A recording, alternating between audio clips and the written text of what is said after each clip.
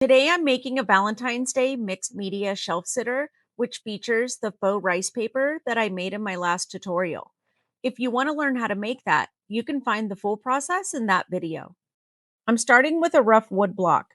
It's just a 1x4 cut down to about 6 inches tall. I need to knock off some of the roughness. I use a sanding block, a nail file, and a nail buffer. And once I've got that sanded, I'll give it a quick wipe down. Next, I'm dry brushing on Waverly chalk paint in Cashew. I'm giving it pretty good coverage, but I'm still letting some of that rustic wood peek through. I don't want to cover the whole thing because I want it to look a little distressed.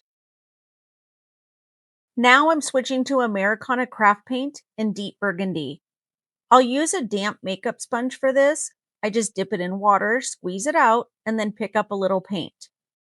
Then I start pouncing and rubbing that color all around the edges, the sides, the back, the top, the bottom. Basically, I'm just framing out that lighter center area where the rice paper will sit. And once I like the look, I give it a quick dry with my heat tool.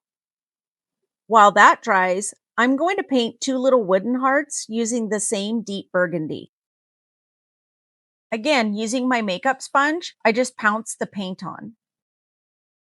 I'll antique the hearts too. This time I'm going to use Waverly's Truffle Chalk Paint. Using a fine tip brush, I just go around the edges. I'll wipe a little on, I'll wipe a little off, and I even go back in with the red using the makeup sponge to kind of brighten it back up a little bit. I just play with this until I get the look that I want. Next, I'm bringing in the faux rice paper with the little mushroom motif. You can see just how transparent it is. And that's the beauty of this technique. It's made from a napkin, and if you want to learn how to make it, that tutorial is already set up. You can see where I loosely marked it by rubbing the paper along the edge of the block, and then I just simply trim it down. Next, I'll brush on my homemade decoupage medium, sometimes called Mod Podge. And again, that recipe is in another video if you want it. I'm using my dry decoupage technique here. So after brushing it on, I fully dry it with my heat tool. And while that finish is drying, I'll start softening the edges of the rice paper by gently ripping them off. I want the edges to kind of melt into the wood and not sit on top of it. Using my Clover mini iron, I lay a piece of parchment paper over the rice paper and I start heat pressing it into the dried decoupage medium. This bonds the paper without bubbles or tearing. These mini Clover irons are super handy. You can get them at most craft stores and online, and they're useful for a bunch of different techniques. Then I lift the parchment paper and just start going directly over the edges with the iron to get a clean transition. Once I make sure that all the edges are sealed down, I'm good to move on to the next stage. Now I'm picking up that same makeup sponge, I'm not cleaning it in between, and I'm dipping it into the lid of the truffle paint. I tap off the extra and start distressing around the edges. The sides, the top, the bottom, and the back, just like I did with the red. I'll blend the colors so that everything feels rustic and cohesive. Next, I'm going to audition some vintage lace. I do try a few different options here and then pick the one that I like. I've given it a loose measurement and I've trimmed off the excess. Now I'll wrap it around the block and hot glue it to the back using my wooden skewers. I just keep a big stack of them on my craft table at all times. I've burnt my fingers more times than I can count in the lifetime of crafting that I've done. Plus, they come in handy for a lot of different projects. Plus, they cost next to nothing and you can get them at the dollar store. Next, I'm going to add some additional vintage trim. This is a really pretty ivory hem tape and it's got a lovely texture. I'll overlap it onto the lace so that you can still see the lace underneath. Just like I did with the first trim, I'll wrap it around the back, but before I glue this one down, because it's silky, I'm going to use a lighter to seal the edges so they don't fray. Now I'm bringing those wooden hearts back in. They need some kind of embellishment to stand out a little bit. So I'm going to stamp them with a silicone stamp using some embossing ink. These stamps are great because they come on a sheet and can be used over and over again. You just simply peel it off and then place it on a stamping block. I've centered mine, and although the edges are lapping over, it doesn't matter because the heart is so narrow.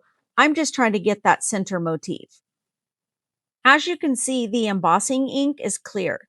It's used with this ultra thick, clear embossing enamel. Just like you would with glitter, make your stamp, sprinkle on the embossing powder, and dump the excess back into your container, which you can use again. So as you can see, it looks like glass or crystal or fake snow. But once we hit it with the heat gun is when the magic happens. Watch this. Using the low heat setting, as the heat hits it, the powder liquefies and those frosty crystals melt into a smooth, glassy raised design right before your eyes. You'll notice something new here. I added a couple of rounds of jute twine between the two trims, and although I forgot to film it, I'm sure you'll agree that it needed a little something. Now I'm auditioning the placement of the embossed hearts. I like them grouped together in the bottom right corner, angled just slightly so they feel natural. I'll hot glue them in place, letting them touch so they read as one cluster. Then I add a smaller wooden heart on top. It was already painted dark red, but I brightened it a little with the apple barrel red, and then I added some Waverly wax. I'm using Waverly clear wax here because it gives a soft, velvety finish instead of that shiny plastic look like you would get with a glossy medium. It just keeps everything warm and lends to the vintage feeling. Once I hot glue the little heart down, I'm ready for the finishing touches. I know that I want to add some bows and maybe some other little touches.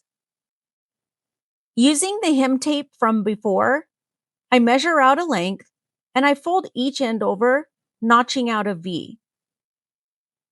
Using a lighter, I burn off the ends so that they don't fray, and this creates a nice little double point.